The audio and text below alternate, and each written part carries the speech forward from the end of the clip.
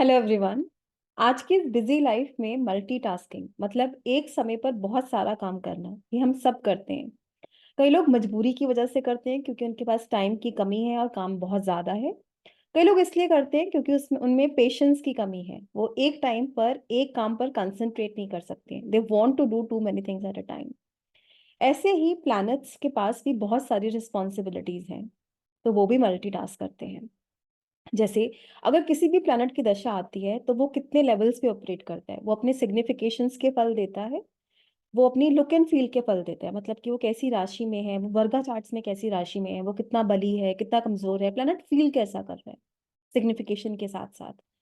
फिर उसके बाद प्लैनेट प्लेस्ड कहाँ है, उसकी लॉर्डशिप कहाँ की है, कंजंक्शन को प्लेसमेंट के साथ ही हम लेंगे। और थर्ड लेवल पर आता है कि प्लैनेट कौन से भाव या भावेश को एस्पेक्ट कर रहा है और उसको कौन से प्लैनेट्स एस्पेक्ट कर रहे हैं। प्लैनेट काम करते हुए उस एस्पेक्ट लेने वाले प्लैनेट के गुण धर्म या नेचर को ध्यान में रखते हुए काम करता है। पर आपने एक बात जरूर नोटिस की होगी, मल्टीटास्क करते हुए दो या तीन कामों में से एक काम ऐसा जरूर होगा जो हमारा मैक्सिमम फोकस लेगा। हमारा 60 to 70% ऑफ कंसंट्रेशन वहां पर होगा, और बाकी की जो दो एक दो काम हम साथ में कर रहे हैं वो हम साइड में कर रहे हैं सिर्फ, या उधर इतना दिमाग नहीं लग रहा है, not so important right now. ऐसे ही प्लैनेट की जब दशा आती है तो हम उस दशा को तीन हिस्सों में बांटते हैं। जैसे मान लीजिए चंद्रमा का टाइम पीरियड चल रहा है, तो हमने उसको तीन हिस्सों में बांटा। चंद्रमा का टाइम पीरियड 10 साल का होता है, तो 3 साल कुछ महीने, 3 साल कुछ महीने, 3 साल कुछ महीने, ऐसे तीन हिस्सों में बट गया। तो प्लैनेट भी ध्यान देगा कि मुझे किस हिस्से में कौन से बात पर, कौन से काम पर ज्यादा कंसंट्रेट करना है, या जो मेरा एरिया ऑफ कंसर्न होगा। अब मैं बिल्कुल नहीं कह रही हूँ कि प्लैनेट अपना दूसरा काम नहीं करेगा। अगर किसी की चंद्रमा की दशा है और वो लगन में ही बैठे हैं और सप्तम को एस्पेक्ट करते हैं और चंद्रमा आते ही शादी हो गई, और आप बोल रहे हो कि आपने तो बोला था कि चंद्रमा एस्पेक्ट का फल नहीं देगा। आई जस्ट वांट टू से कि प्लैनेट किस टाइम पे ज्यादा फोकस्ड रहता है, ताकि जब आप दशा रीड कर रहे हो आप ये आपका फोकस इस बात पर होना चाहिए कि प्लैनेट का फोकस कहाँ पर है। चलिए स्टार्ट करते हैं। प्लैनेट बोल रहे हैं my time my life my rules, मेरा टाइम आ गया है तो मैं अपने रूल्स के अकॉर्डिंग काम करूंगा। मल्टीटास्क करना तो है, पर थोड़े ऑर्गेनाइज और सॉर्टेड तरीके से काम करते हैं।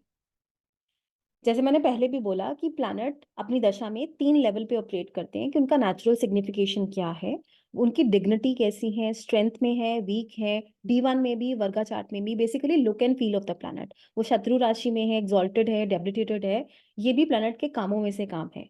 फिर प्लैनेट की प्लेसमेंट और लॉर्डशिप कैसी है। जैसे हम कैप्रिकॉन राइजिंग की बात करें और सैटर्न का टाइम पीरियड है, तो सैटर्न फर्स्ट और सेकंड हाउस को रूल करते हैं, और मान लीजिए अगर फोर्थ हाउस में प्लेस्ड हैं तो उनको फर्स्ट सेकंड और फोर्थ तीनों के रिजल्ट्स देने हैं, ठीक है।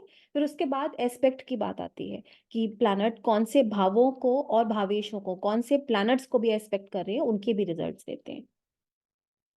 पर हमारी कंसंट्रेशन कहाँ पे है, जो मेन फोकस है इस वीडियो बनाने का, कि वो 60 to 70% प्लैनेट का मेन फोकस या ध्यान कहाँ पर है।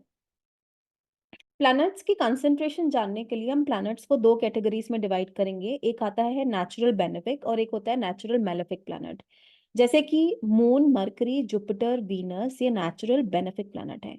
इसमें से भी जो मून है वो पक्षबली है या नहीं है, और मरकरी एसोसिएटेड किसके साथ है। अब मरकरी सन के साथ हमेशा रहते हैं, and sun is not a natural malefic planet, वो सिर्फ क्रूअल प्लैनेट है। तो सिर्फ मरकरी को सन के साथ देख के उसको मेलेफिक कैटेगरी में मत डालिए, ये देखिए कि उसकी ज्यादा एसोसिएशन कितने मेलेफिक्स के साथ है, टाइटली कंजंक्ट किसके साथ है। और चंद्रमा के लिए हम पक्ष बली लेंगे। तो नेचुरल बेनिफिट का वर्किंग स्टाइल क्या होता है, वो सबसे पहले वो अपने प्लेसमेंट और लॉर्डशिप का फल देते हैं, क्योंकि वो सीधा काम पर आते हैं कि मुझे करना क्या है। फिर उसके बाद वो अपने नेचुरल सिग्निफिकेशन और लुक एंड फील का फल देते हैं, और थर्ड लास्ट में वो एस्पेक्ट्स का फल देते हैं।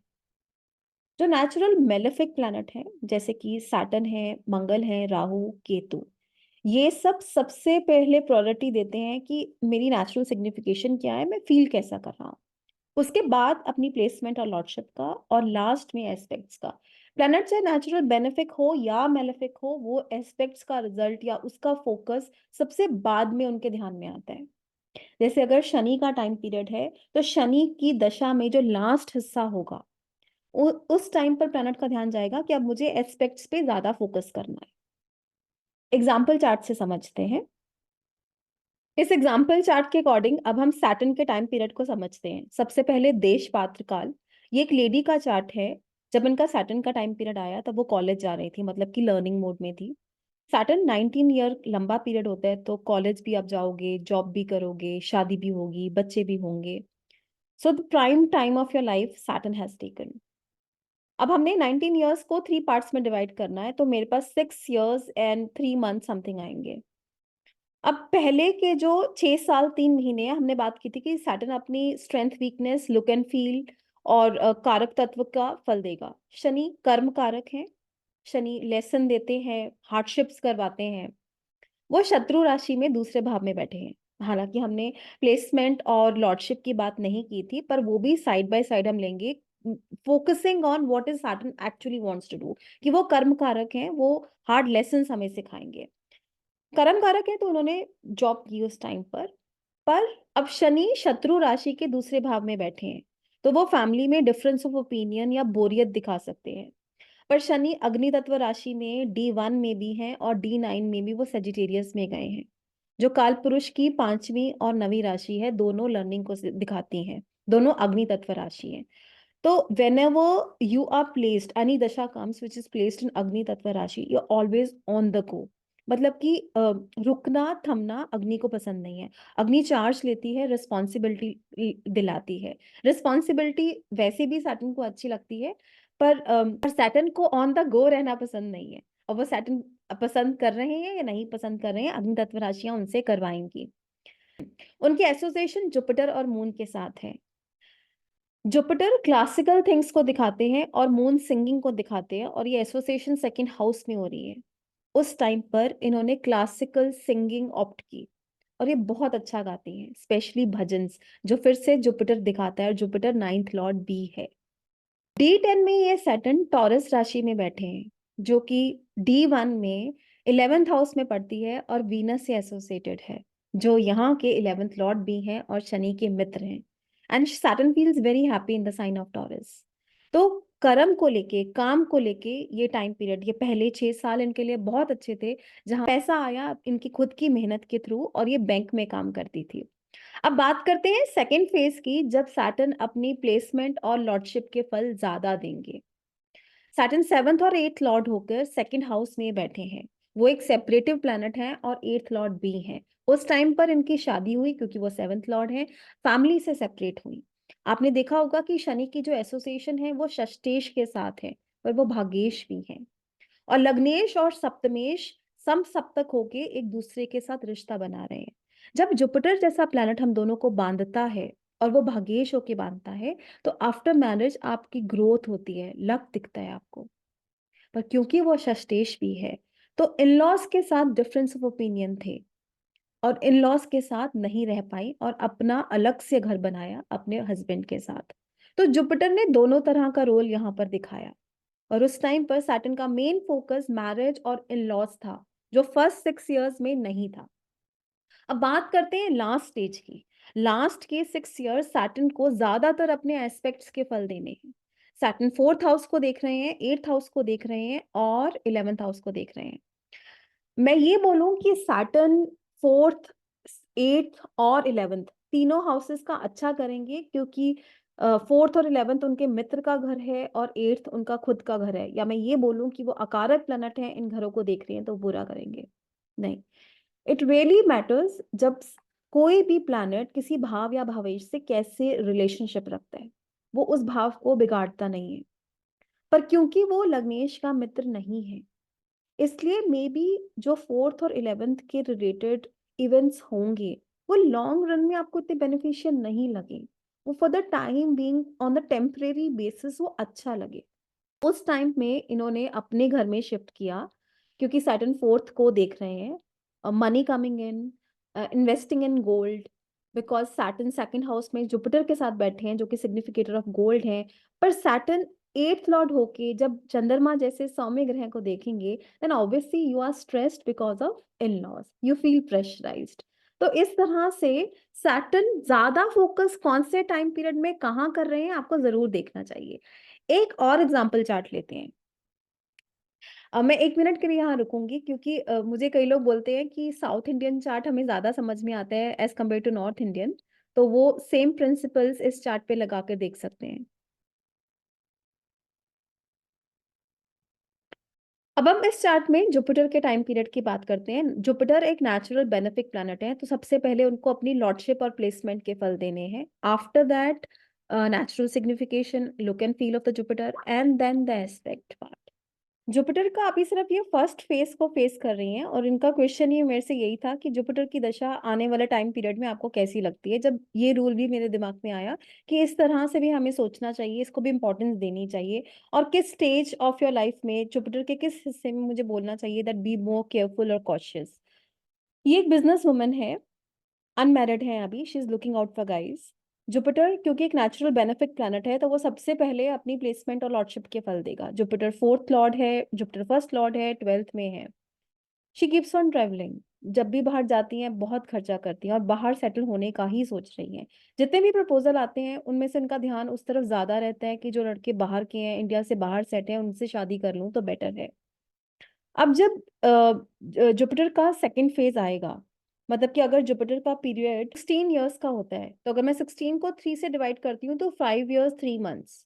तो अभी ये फर्स्ट फेज में ही है। जब सेकंड फेज आएगा तो मुझे जुपिटर की strength, weakness, look and feel पर जाना है। जुपिटर स्कॉर्पियो में है और वक्री है, तो मुझे कहना पड़ेगा उस टाइम पे बैक एंड फोर्थ ज्यादा हो सकता है। डिसीजन बनाना और बिगाड़ना, स्पेशली खुद को लेके या घर को लेके ज्यादा कंफ्यूजन रहना, करूं तो क्या करूं। अगर फॉरेन में जाते भी हो तो वहां पर भी अनसेटल्ड जैसी फीलिंग आना। जुपिटर D9 में लिब्रा साइन में गए हैं, और D10 में भी लिब्रा में गए। जुपिटर के लिए ये शत्रु राशि है पर एक सौम्य राशि है। आप एक क्रूर राशि से एक सौम्य राशि में जा रहे हो, तो in those area of your life जो जुपिटर रिजल्ट देंगे वो ज्यादा हार्श नहीं देंगे। अब लिब्रा में जाना मैं बिजनेस के लिए तो अच्छा बोल सकती हूँ कि आपका काम ग्रो करेगा उस टाइम पर। You will use your knowledge and your information to grow your business. और सुपर इम्पोज करके भी, D10 से भी सुपर इम्पोज करके जुपिटर का कनेक्शन 11th हाउस और राहु जैसे प्लैनेट के लिए, काम के लिए तो अच्छा होगा। पर जुपिटर हस्बैंड का भी सिग्निफिकेटर है जब मैं उसके सिग्निफिकेशन की बात कर रही हूँ। अगर वो तुला राशि में राहु से प्लेस होता है तो मैं जरूर बोलूंगी कि उस टाइम पर आप अपने हस्बैंड के साथ अपने रिलेशनशिप में ध्यान रखिए, कोई डिफरेंस ऑफ ओपिनियन नहीं आए, कोई मतभेद ना हो, कोई मिसअंडरस्टैंडिंग्स आप दोनों के बीच में नहीं आए, क्योंकि वो अपने से 12th भी है। जुपिटर का जो लास्ट फेज होगा 5 ईयर्स 3 मंथ्स, उस टाइम पर वो फोर्थ हाउस को एस्पेक्ट करेंगे, सिक्स्थ को, एट्थ को एस्पेक्ट करेंगे, और बहुत सारे प्लैनेट्स को एस्पेक्ट करेंगे, जो कि सैटर्न है, मरकरी है, सन है, वीनस है। ये वो टाइम होगा when she will really think of settling down कि मुझे कहाँ रहना है, बाहर रहना है या नहीं रहना है। जब भी आपका फोर्थ लॉर्ड वक्री होता है और फोर्थ हाउस में भी एक वक्री प्लैनेट होता है, तो your settlements really becomes difficult. एक जगह पर टिक के रहने में मुश्किल आती है। और दोनों स्लो मूविंग प्लैनेट, चाहे वो शनि है चाहे वो बृहस्पति है, दोनों वक्री हैं। They both signify stability of a life. उन दोनों का वक्री होना भी लैक ऑफ स्टेबिलिटी को दिखाता है। और 10th हाउस में चंद्रमा आना, जो कि 8th लॉर्ड भी है। चंद्रमा जब भी 8th लॉर्ड होके आता है, आई एम नॉट सेइंग कि उनका काम अच्छा नहीं होता है। साथ में मंगल है जो कि 5th लॉर्ड है, इस लगन के लिए कारक प्लैनेट है। There is an exchange between 8th and 10th lord. Exchange is always protective. Exchange बुरे घर के साथ हो सकता है कि पहले कुछ दिक्कत दे, पर लॉन्ग रन में वो एक कॉन्ट्रैक्ट की तरह होता है जहाँ दोनों प्लैनेट्स एक दूसरे के घर को इतना खराब नहीं करते हैं। पर फिर भी चंद्रमा का 8th लॉर्ड होके 10th में आना कुछ अप्स एंड डाउन्स काम में भी दिखाता है, जिसकी वजह से ये परेशान रहती हैं। तो मैं बोल रही थी कि जुपिटर का एस्पेक्ट जिन हाउसेस पर है, Jupiter will start craving for those houses. हम कभी बात करेंगे कि कंजंक्शन और एस्पेक्ट में क्या डिफरेंस होता है। तो that will be the time जब maximum things will be happening in your life. कहने को तो लगन लॉर्ड 12th में अकेले हैं और उनकी एसोसिएशन किसी के साथ भी नहीं है, so you can feel isolated and aloof in the first part of your Jupiter period. पर जैसे ही जुपिटर का लास्ट फेज आएगा, so you have like lot of things happening, lot of transformation happening, जो काम के रिलेटेड, हाउस से related और ट्रांसफॉर्मेशन से रिलेटेड होगा। So the whole idea of this video was to tell you कि आप जरूर देखिए कि प्लैनेट का फोकस, मेजर फोकस कहाँ पर है उस टाइम पीरियड पे। ताकि आप बता सकें कि एस्पेक्ट के ज्यादातर रिजल्ट्स किस टाइम पर आपको फील होंगे। आई होप आपको ये वीडियो अच्छा लगा होगा टू एनालाइज दशा results of a planet. Thank you so much.